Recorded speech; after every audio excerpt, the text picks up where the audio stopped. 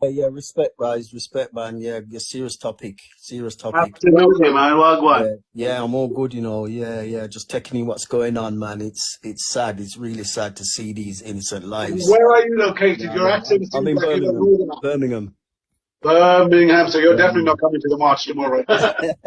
No, I won't be there, man. But prayers go out for the people that's been hurting, man. There's a lot of negativity that's going on, you know what I mean, with what's happening in the world. What's your what are you seeing here? What I'm seeing? Or are you seeing something that I'm not seeing? What are you seeing? And there's a narrative to divide us as people. They talk about our religion, they separate us in our culture, they segregate us in our economics, and yet we're all in the same boat, being controlled by the same government. We're all having a hard time, we're all having challenges. Exactly. But the distraction is, look what the Muslims are doing, look what the Afro-Caribbeans are doing, look what the Belgian, the Irish are doing, look at what everybody else is doing. We're all looking at each other and fighting each other here on the ground, when the real thing is going on. They're implementing things to keep people in bondage and keep it divided while they get richer, and we're fighting over foolishness. So they've created this commercial world, materialistic world, and people are fighting to try and survive. So while you're trying to survive and do what you need to do, look at your family, you ain't got time to really kind of take up on some of the political things that's going on, because there's so many different battles that you're fighting, even as an individual, never mind taking up national. And then you're marching, you're going to march, and you're going to shout, and you're going to do what you need to do. And they're kind of... That's the least we can do. Yeah, that's the least we can do. But this is a political thing. They've set how the fight happens. You understand? And everything happens from a political level. You understand what I'm saying? It's all on a political level. So they'll give you a little moment, say, go and march, go and shout, and whatever. But they're gonna create their narrative. And sadly, some of the terrorist behavior that's gone on has painted a narrative on the Muslim community as a whole. The English has already got a picture of you guys of just being people of war. You understand? And destructive and killing yourself and all this business. So that's got more louder than who you really are. You help to build up this economy, the Muslim community. Yeah, you do a lot for the economy. But at the same time, they want to keep you in a little corner and let people look at you as taking over. The whole Brexit thing was about people coming and taking their jobs. The jobs has always been there. They've always been there. And now we got Brexit out of the way. They're still crying poverty. They're still crying hardship. What happened to all the billions that they said now we're going to now get back because we're out of Brexit? Bills are shooting through the roof. Exactly. The fact that people don't actually see that, that's what beggars believe. But it's absolutely insane. They're blind with science, man, and we're making you war amongst one another, yeah? While they're bleeding them dry.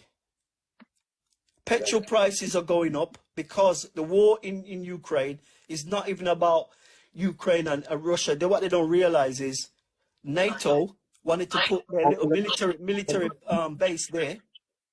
So Putin says, no, it's like, listen, it's like this. Imagine Putin saying he wants to put a military base in Scotland. British wouldn't have that. That's your enemy. Exactly. Why can't people see that? I tell them that they want Putin to look like the enemy.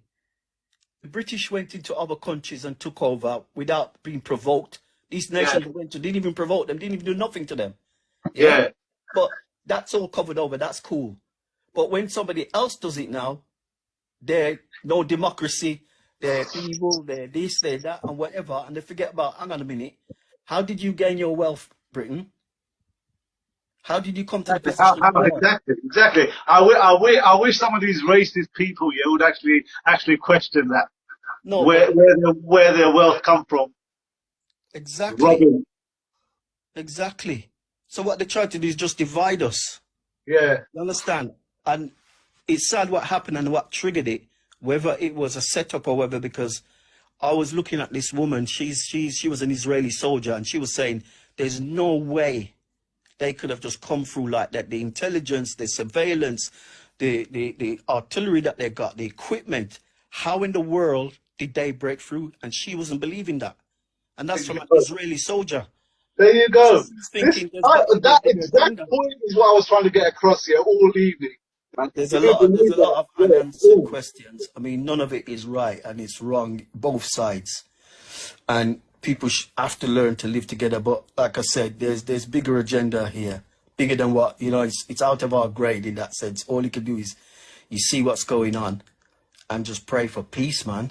But you have to say something. You have to march. And the sad thing is, yeah, there's going to be people that's going to come there based on what was said by Suleiman, with hatred and to trigger something to make either side look bad.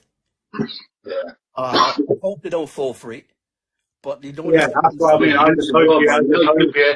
Now, obviously, I mean, the fascists will be fascists, and I just hope people that are going there to march, yeah, will be strong enough, yeah, not to react, man. That's all I'm saying. We're gonna have some peacekeepers in that crowd that just identify them guys before somebody else and say, look, just hold it down, because that's what they want. And then Suleiman Bergman, she's going to look like, right, see, this is what we're talking about. That's it. And the nation is going to hate you like that, or hate the march, because they're going to think, see, that's all they wanted is trouble. They wanted to disrespect our Remembrance Day.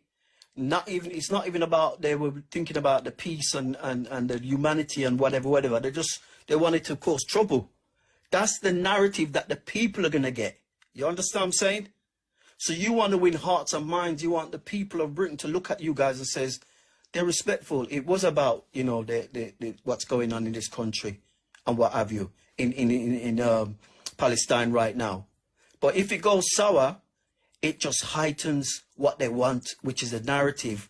These people come now, they're in our country, they're marching, they're making trouble, they don't even respect our Amnesty Day and all of this business and blah, blah, blah. Now, again, you're dropping down a pile and you're losing respect, you're losing momentum. So they want the people of Britain to look at you like you're just trying they will have their actors, yeah. Yeah, of course, exactly. And then they're not talking about how it started. You understand what I'm saying? Yeah. And then how the action that Israel is taking, how many of the Hamas terrorists have they got with all this killing? How many of them have they stopped already then? But we're hearing more about the lives that's being lost, sadly. Yeah. Rather than the enemy who came in and did whatever they did. I think it's important that, yeah, it's highlighted that they know that people are not happy with it and whatever, but it's got to be peaceful, man. Then what can the news media say other than it was a peaceful march? We really need to think about what's going on over there. These people's hearts are in the right place and whatever, and not then shut them all up. Yeah. But once it goes sour, man, it's just taken away from the real aim of what you want to do, brethren. Yeah. But there's going to be people on the other side that's going to try and tick off people.